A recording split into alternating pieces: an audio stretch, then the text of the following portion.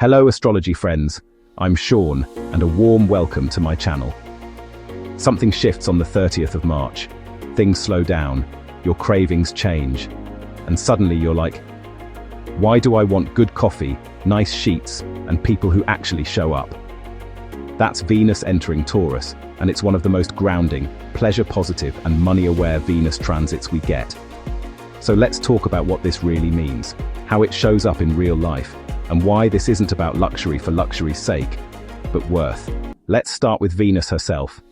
Venus isn't just romance and flirting, although yes, she does enjoy that. Venus is about value, what you love, what you're drawn to, what you spend money on, what you tolerate, and what you absolutely won't anymore. Venus rules relationships, romantic, social, even professional, money and resources, self-worth, pleasure, beauty, and enjoyment. Think of Venus as the voice inside that asks, is this worth my time, energy, and money? When Venus is happy, we attract rather than chase. We spend more wisely. We feel deserving, not guilty about enjoyment. Money flows more steadily, not impulsively. And when Venus moves signs, our strategy for love and money changes too. Now Taurus. This is fixed earth energy, meaning slow, steady, grounded, consistent. Taurus does not rush. Taurus builds. This is the sign of security, stability, comfort, the body, the senses, taste, touch, smell.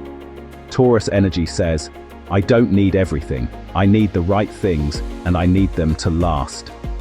In real life, Taurus energy looks like choosing one amazing meal instead of 5 mediocre ones, wanting commitment over chaos, preferring quality over hype, being loyal but stubborn enough to walk away if crossed.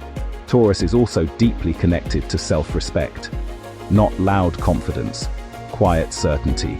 Here's the magic. Venus rules Taurus. So when Venus enters Taurus, she's home.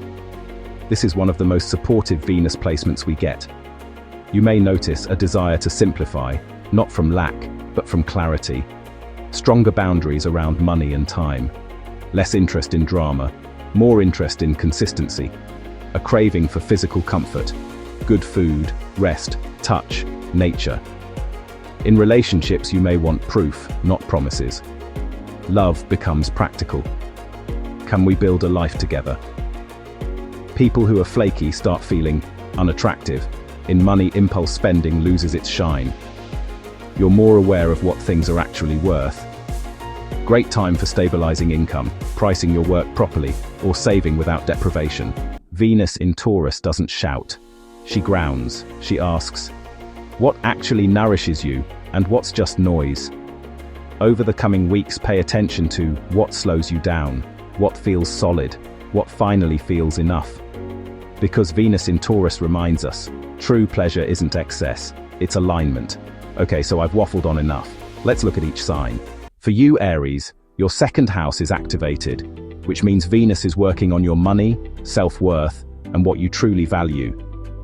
This could look like finally realizing you're undercharging, suddenly caring less about flashy spending, or investing in one really good thing instead of impulse buying 10. You may feel more protective of your resources, emotionally and financially, and oddly proud of saying, that's not worth it. This is also a great time to stabilize income or feel more confident asking for more. For you, Taurus, your first house is activated, which means Venus is lighting you up. You may feel more attractive, grounded, and at home in your body, even without doing anything dramatic. People may respond more warmly to you, or you simply like yourself more. This is classic glow-up energy, but the low-maintenance kind. Better posture, better boundaries, better choices. Do what feels good and authentic, it shows. For you, Gemini, your 12th house is activated, which means Venus is working behind the scenes. You may crave more solitude, rest, or private pleasures, books, baths, music, or secret crushes. This is a beautiful time for emotional release and forgiveness, especially around old relationship patterns. You might realize what you no longer want to carry. Pleasure may come from quiet, and that's not something to feel guilty about. For you, Cancer, your 11th house is activated, which means Venus brings sweetness to friendships, networks, and long-term goals. This could look like reconnecting with friends, feeling more supported by your community, or even meeting someone romantic through your social circle. You're reminded that love isn't just one-on-one, it's shared dreams and feeling like you belong. Say yes to invitations that feel nourishing, not draining.